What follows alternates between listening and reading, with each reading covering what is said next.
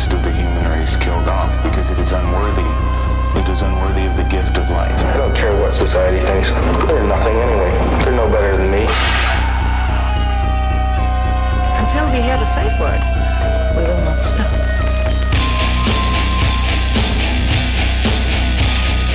Have you ever thought what it would be like to see a person's head amputated? Think of things so horrible that the human mind cannot imagine them. See all this and more when you see on stage, in person, that crazy mix-up. I like being set apart from people. I like to be hated. Safe Word with Jason Rouse. Hey everybody, welcome to I never get these openings. Another episode of Roustabout. My guest, originally from Phoenix, Arizona, Ty Rivera, on the show tonight, or today, this afternoon. This afternoon. Yeah. What happened with Trump? I don't know. I'm not paying attention right now. God. I really don't watch. My wife. Comes your wife. My God, that's my thing. Does she? That's my thing. Does she know you're having an affair with a gay man right now? It's a date. A date is not an affair. It's called, as in Canada, we call it staying warm. Beautiful young lady. Yeah, it's fucking hot out here, so I don't think we need to stay warm. I don't think that's the best expression for this time of year in Austin, Texas. Staying warm. No, it did snow here, and there was probably a lot of people that were out of electricity that ended up having gay sex to stay warm. Okay. I don't know. It is Texas, right? I'll enjoy it here, if that's what it is.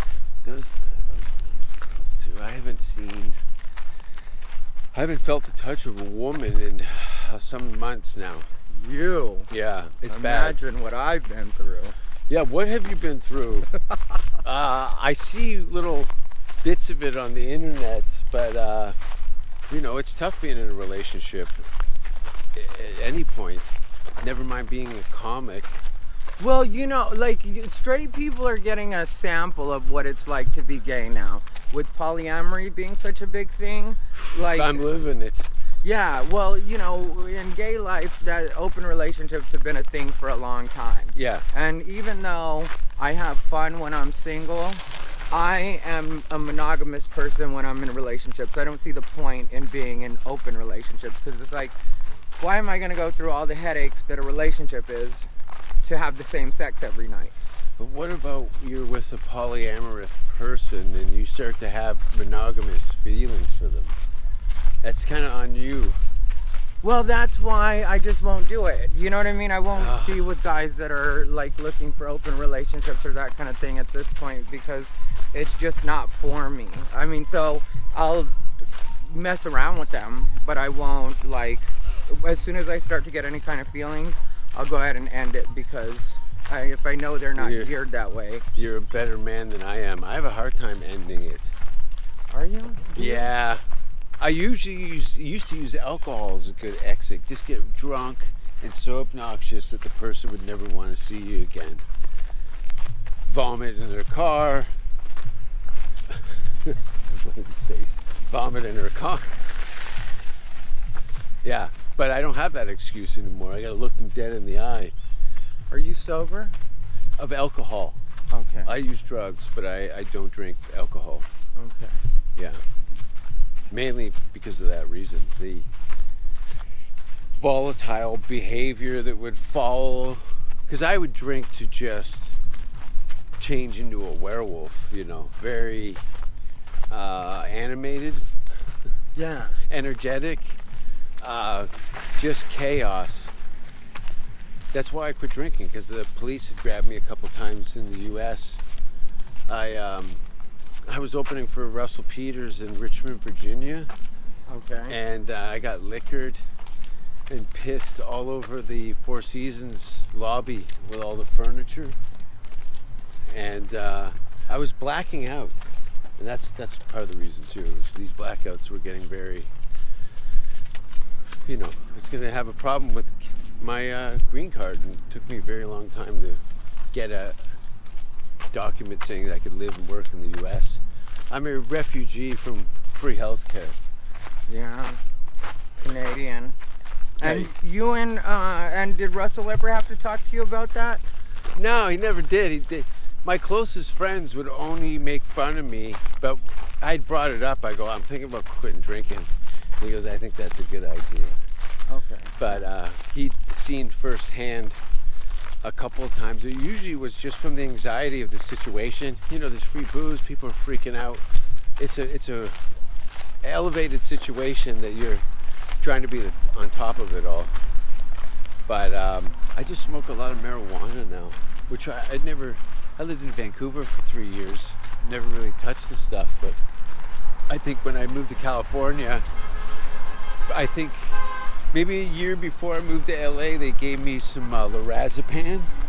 Not familiar. I don't know anything about prescription drugs, contrary to what the internet will tell you. I hate the internet. I There's know. so many people that say so many things about me, and the like worst part about it is a lot of people that are watching this won't even know me. You know what I mean? So it's not even like I'm famous, and I still have these rampant rumors about me on the internet about like drug use and different things like that. Well, there's a lot of pop pills. You are very direct with what you put out on the internet. You name names. Oh yeah. People. So there's probably constant smear campaigns on just attacking. But you've been, comedy? You've been 26 years? No, 20? 19. 19. 19 is how long I've been doing stand-up. So you've only been doing stand-up for about 4 or 5 years when I met you. Yeah. In LA. Oh, okay. Well, that's why when you met me, I was still quiet and nice.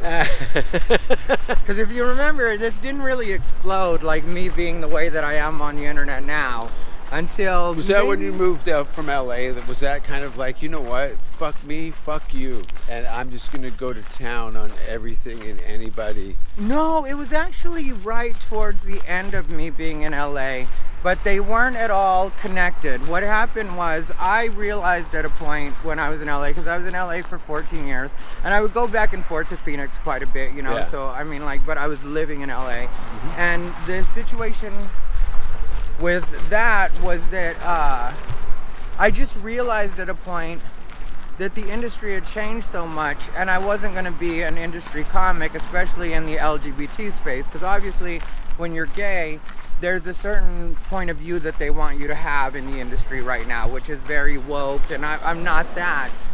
And I don't try to be the opposite. Like, some people think I'm trying to be the way I am, because I did vote for Donald Trump, but that was its own thing, and I really... Yoshi suffers from the same situation. Oh, yeah. Right? Yeah. Yeah, I'm like... That's why I had him... Sorry to interrupt. That's why I had him come and open for me in Vancouver with Feng Chao, is to show that you're perpetuating stereotypes. These guys are funny comics, but they're not pandering to their stereotypes. They're talking about what they really want to talk about, opposed to a 5-minute bit about a pitch for a sitcom character. Well, yeah, you know, and Yoshi already has the accent, so I'm sure it's really frustrating to the industry that he won't just play into that and be that guy, you know? But like, Yoshi's a perfect example of that, because he's not a good Japanese boy, you know, and gonna say what he's supposed to say. And so, like, you know, I realized that I wasn't going to be good for the industry anymore, because, like, I got to be on Comedy Central. The last time I was on Comedy Central was, I think, 2013. Patrice O'Neill, Joey Diaz, you know, the list of it all goes on. It's like, we don't have a box for you. Yeah. But I brought my own box. Yeah. But that was right when they stopped, like, Comedy Central stopped putting on stuff that was even halfway edgy, because you still had to, like, meet the standards and stuff, you know? Yeah. But, like... It was negotiable to a degree. Yeah, now it's completely, which I think they're correcting that now, because they've realized that the woke comedy just isn't as good, you know? Like, it's hard to write from that perspective. They've probably tried to recruit you so many times. Oh yeah, but from both sides, because, you know, as soon as I said I was voting for Donald Trump, then a bunch of right-wing and Republican organizations started hitting me up because they wanted me to kind of be poster boy on that side, you know, because you're gay you're Mexican, you look Asian. This is a perfect look for us. You know, this is really gonna work out well. And I went to like several functions, you know, and took pictures with like Larry Elder, and like, you know, I was there. I was in it for a minute. Okay.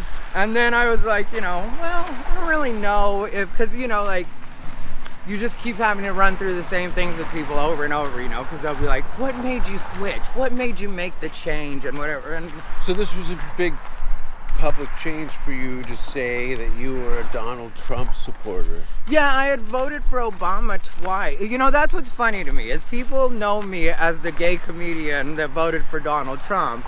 But I voted for Obama just as many times as I voted for Donald Trump, and nobody ever identifies me as the gay comedian that voted for Obama. It's weird how what's picked and what is not to focus on.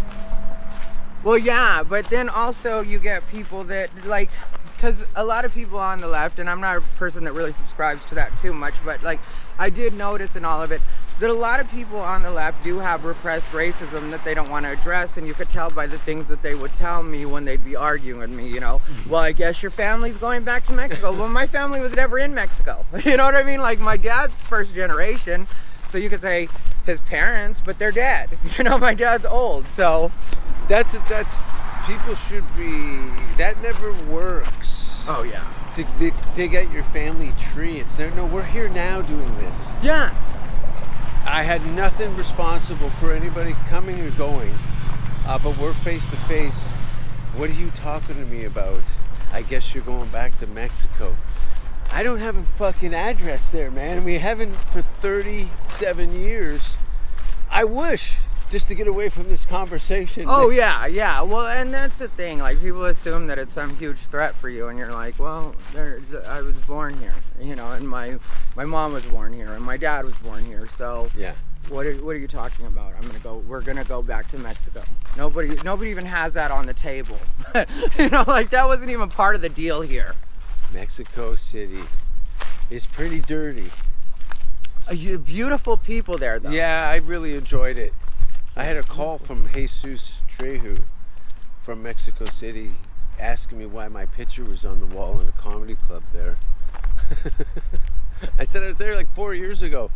It was the Beer Hall is the only English. It's the longest running English speaking comedy venue in Mexico. Okay. And when I say that, there's 7 bilingual comics who come and watch The Foreigner do comedy, and then like maybe 20 other paid audience members that maybe have a grasp of the language. But only thing I've done in Mexico is San Felipe, Mexico. What's San Felipe? It's Festival? No, it's just a city, a town. Oh. And they had us out there for, I talk about it on stage sometimes. People think I'm joking. Eleanor Kerrigan was there as well. And we performed on a flatbed, at the back of a flatbed truck at 2 p.m. No lie. No, what? And there were roosters on the stage in cages. So Mexican. The whole situation was just... And my next question is, who books that? Yeah. At the time it was Burger. What is some of the weirdest places? You're in Vegas. Do you get recruited to like host sex club parties or any of those things? No, BDSM I was supposed to do a nudist show, but they ended up canceling. Everyone got crabs. Probably. That's their version of COVID. Yeah, These nudists get pubic lice. And it's over. I've been recruited for some dirty basement events.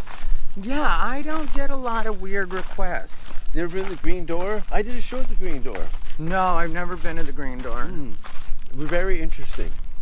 Yeah. I had some fun there because they didn't sell alcohol. They weren't licensed to sell alcohol, but the gay bar next door sold alcohol. So we go over there. Is that what it is? Yeah.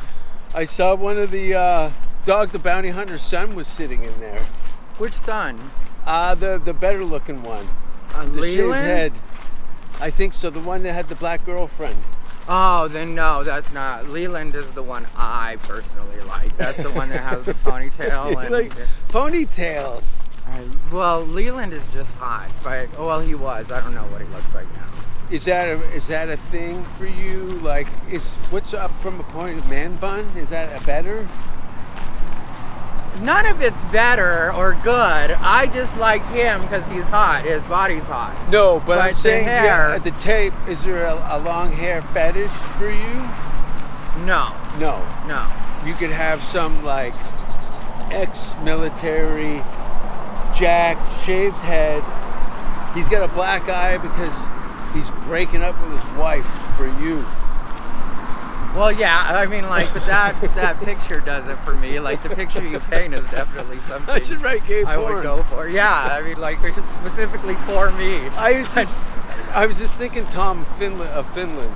I'd be in your forums. If you actually put some shit up, I'd be like in the forums, like I could give it to him, Jason. I could Let him know. Get him.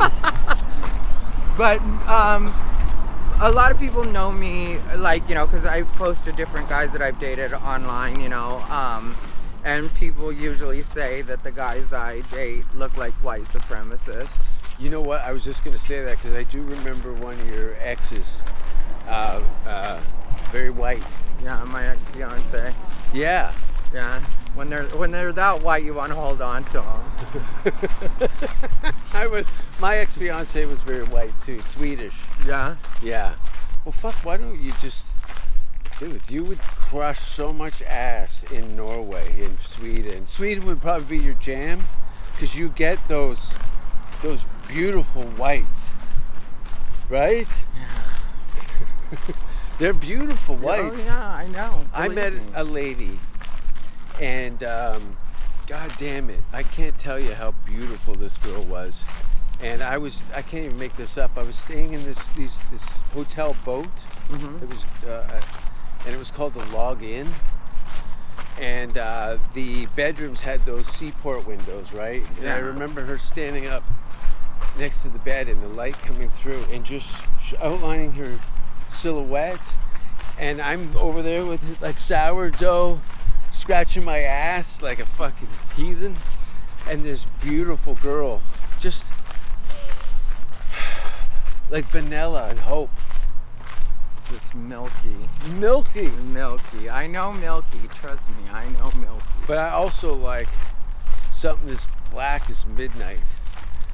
Just extremes. But again, if you had to line up all the long-term relationships that I've ever been in, it would look like it was a very mixed bag of Mine shapes too. and sizes. Yeah. Mine too. It's just what I posted online, you know. People, like, you know, people always think your online life is your whole life.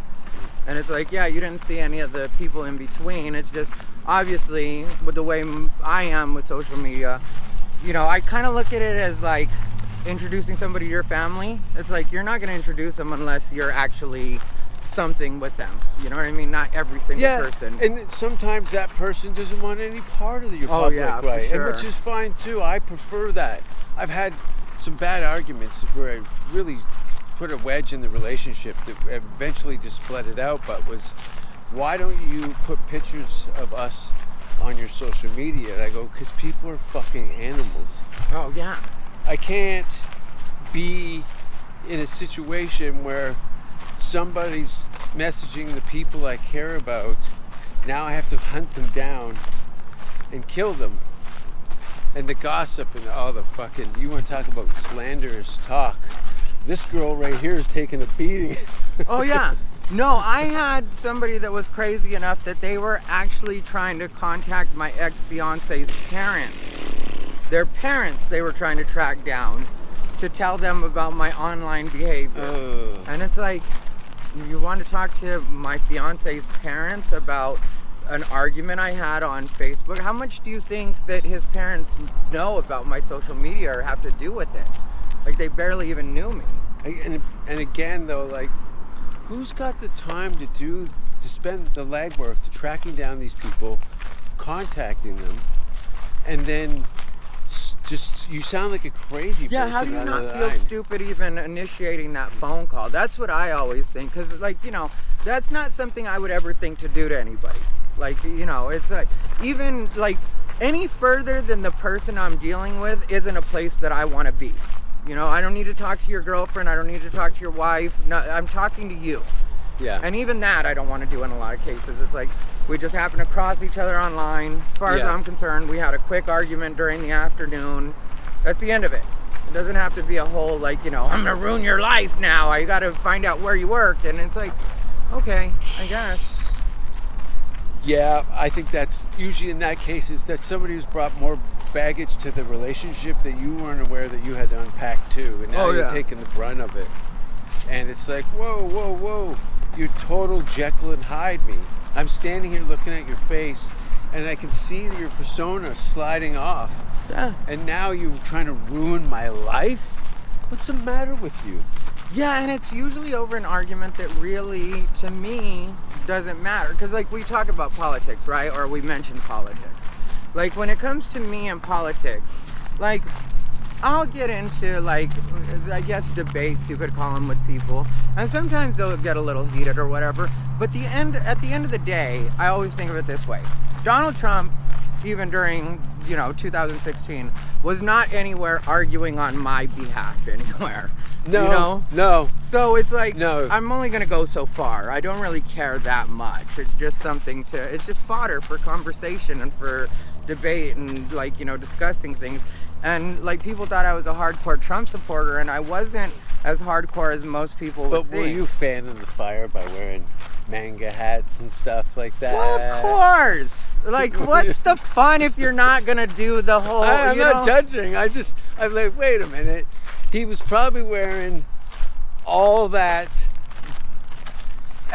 Not all the time, just an occasional You were wearing Trump hats? Just an occasional pick. In Vegas? In Vegas, you can wear anything. Like, Trump is not like a bad word in not Nevada? at all. No, not at all. Especially in Vegas, Yeah, he is kind of a poor man's Elvis. Yeah, well, he kind of is. Yeah. But you don't get a lot of kickback in Vegas. But I was living in LA in 2015, 2016, and so there. That was a good time. It kind of was. It was the beginning of the end. Well, yeah. For me, anyway. Well, that's when everything started getting super woke. Yeah. And then it stopped being fun, which was one of the reasons that I liked Trump specifically, was I did like the trolling, and I tell people all the time, I'm an internet troll. So, or I was. And it's on brand. Yeah, well, that's the thing. It's on brand. It kind of comes with, you actually get a bag of tricks with every Trump vote. Yeah. To just wind up the general public. Look how happy you are. None of us were smiling fun. during relationships, but we're talking about pissing people off and we're giggling like schoolgirls. Yeah, because it is fun. There's nothing wrong with every once in a while just like. Well, then there's people that go too far, like Ari Shaffir. I didn't see anything Ari's done in a while. I love Ari. I know him from when I was first Comedy Store, way back. Before he was Ari Shaffir and was just Ari Shaffir. And so, now that whole Kobe Bryant, I'm not even a sports fan. Oh, that, yeah. I talked about that on my YouTube at one point, back when it was happening. Yeah. And what was your, because that's like the Trump thing too, where he's really, the guy's body wasn't even cold, and he was in front of his high school talking shit about him. Yeah, but Ari was doing that kind of character that he does where, he had talked about Aretha Franklin. There were others, but it's just, I don't think he planned for that one to hit the way it did. I think he thought it was going to be like the others and it would just not be a thing. In his defense, I also saw a lot of women laughing, going, good, that rapist is dead. Oh, yeah. A lot of women. Yeah. Saying, good. Fuck that guy, blah, blah. So I don't know if Ari was raped by Kobe Bryant. I think he was. Oh, here's that guy I was talking about from the military. Let's see. You might be He's a little scruffy. This might be one of my kind. It might be. No. He's taut. But he's a little too mushy. Yoga boy. He's a little mushy. He's like you can tell he's soft. I mean, and not feeling, but just like he probably would want to go somewhere vegan and talk to me about my culture. Yeah, was it his posturing? He had a kind of Liberian. I was going to say lesbian, a Liberian kind of like. Is this what you're going to do with your time? He could probably be condescending, even though his whole family's full of scumbags. Yeah, a little bit of a faggot stance, I would say, in the way that he was like, you know, like on his little scooter, like. But his shoulders were also turned in, which I don't know what that is. I think there's a coward in there. Yeah, I wouldn't. A gay coward. I wouldn't lie and say I wouldn't fuck him, but I would say I wouldn't date him. Wait a second. There it is. Yeah, that might have been it. I don't know though. It looks kind of. That guy looks older, but he looks like he rides a bike so he can fuck underage girls on holiday. I'll have to catch him on the replay. Underage girls on holiday. There's a lot of sex tourists. These sex packs. University professors that are shredded, and they just fuck the students, and then they go to summer holidays in Thailand and bang out kids. Why do you need to be fashionable and cycling in your 50s?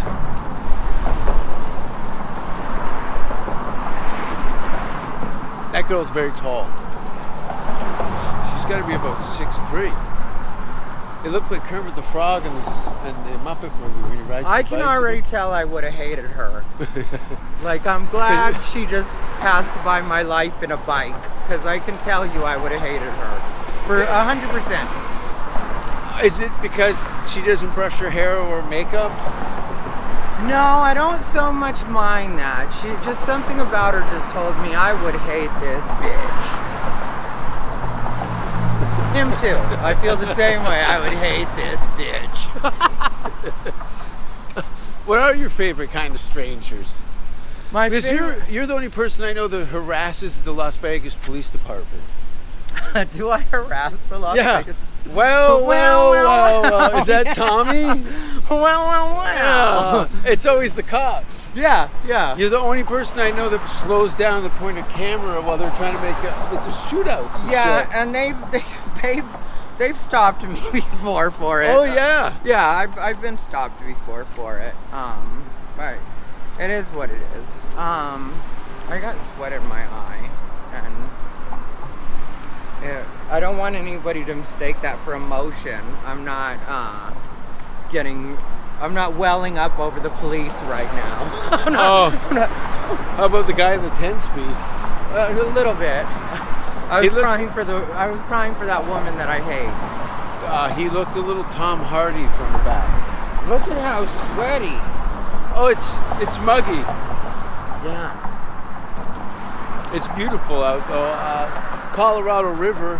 How nice is that? This is the first podcast I'm ever gonna get tan lines from. And chlamydia. If you smell the microphone. Will you shut up? I wonder how many fuck movies have been filmed on a selfie stick. At my place or just in general? I've got a couple loose sex tapes. You somewhere. let other people have your sex tape? I mean, like, you know, like you let the girl record on her camera or that kind of stuff? No, it was left in a VCR. It was the Tommy Lee thing. Oh, okay. And someone took a box of VHS tapes. Well, VHS, that's a long time ago. So Yeah. you were young and in your prime. So who cares if that gets out? Oh, the worst part is in the middle of the fuck, the phone rings and it's my mother. Oh, I foolishly picked up the phone. yeah. And then the other people in the IKEA store start screaming, "You can't fuck on those beds." Will you shut up?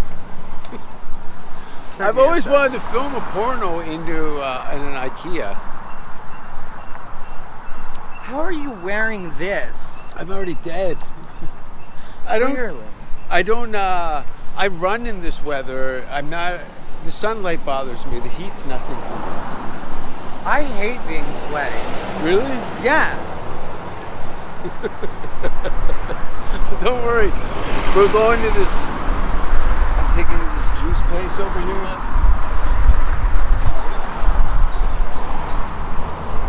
Why don't these fucking idiots ride on the fucking street and risk their lives like they should?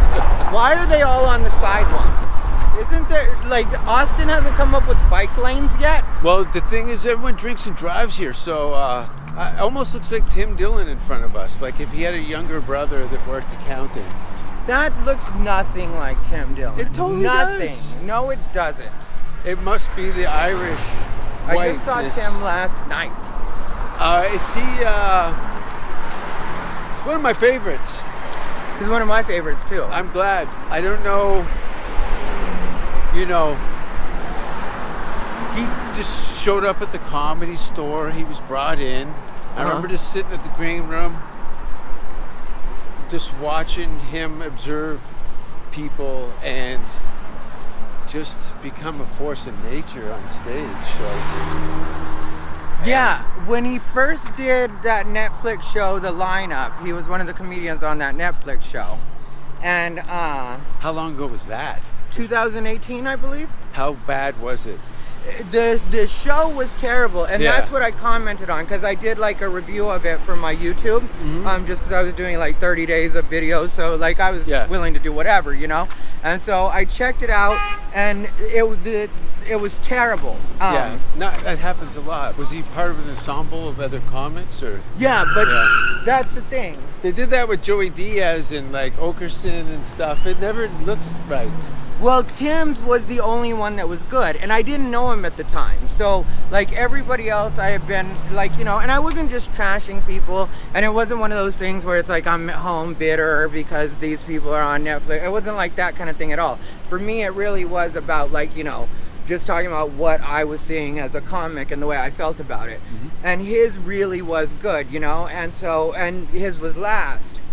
And so I mentioned that, I mentioned it in the video, and I'm not sure how he ended up hearing about it, like if somebody told him or what, but he ended up hitting me up on Twitter. So after you'd reviewed him, he followed up with a message to you. Yeah, just a quick, like, you know, thanks. No one ever does that. Yeah. That's nice. Yeah, and it was just like, thanks for the kind words. If you're ever in New York, let's get a sandwich or something, you know? And so Solid. Then from there, we just continued like chatting, and then I don't remember where we first met in real life, but you know, since then we've just been really good friends, and I really like him as a person. And when him and Anthony Jeselnik got into that thing, because I like Anthony Jeselnik too, I have nothing against him, but one place that Anthony Jeselnik was wrong was when he was like, I heard him on a podcast saying like, you know, Tim Dillon does this character. And I was like, no, that's the beauty of Tim Dillon.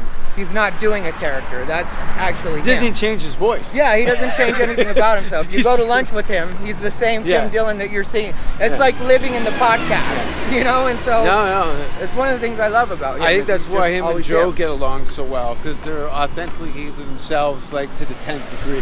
Oh, yeah. You're always going to get 110% out of Tim and Joe. Yeah. And that's one of the things that I love about him, you know, is he's just him. So it's like, you know how he feels about you by the way he talks to you and what he says to you. You know, you don't have to wonder, like, is he? It's like, no, you know what he is. No, and him and his, I forget his name. Ben. I love Ben too. I've known Ben longer than I've known Tim. I actually met Ben on the open mic circuit in LA. I didn't know Ben had even done stand-up until maybe a few months ago. But that marriage there is like, you can't cast that. Yeah, well, you know, Ben is the perfect straight man, no pun intended, you know, but he is the perfect straight man. Unthreatening white guy with a sense of humor, knows his position, and, you know, you don't have to you really just have to listen to Tim and pick your spot. Exactly. Yeah, and you're going to be golden. Yeah, well, because I've done I've done 2 of the Patreon episodes before, and I think the reason that, because a lot of people, I'll get a lot of good feedback on it, but I think what people notice about me being a guest on that podcast and why a lot of people like it is because I know the podcast is about Tim, and I'm a Tim Dillon fan too. So I want to hear him talk just as much as everybody else does. So I really pick my spots, you know, and I really do wait for him to address me. Because, you know, the last thing you want to do is be the person that fucks up a Tim Dillon rant. Well, this is the same with Brian Holtzman. Oh, yeah, yeah. You're just on there. We're gonna get something to drink here. Okay. Because we're not gonna be fat slobs. Thanks for being on the show. I know Yes, you're sir. all sweaty, but you look like ready for the calendar shoot. Sweaty and greasy. Yeah, let's get something that's gonna make us feel What alive. calendar is it? Migrant farm worker? Where can people find you? People can find me on everything as Ty Rivera, ThairIrivera. YouTube is the main place I want people to find me. So go to Ty Rivera on YouTube.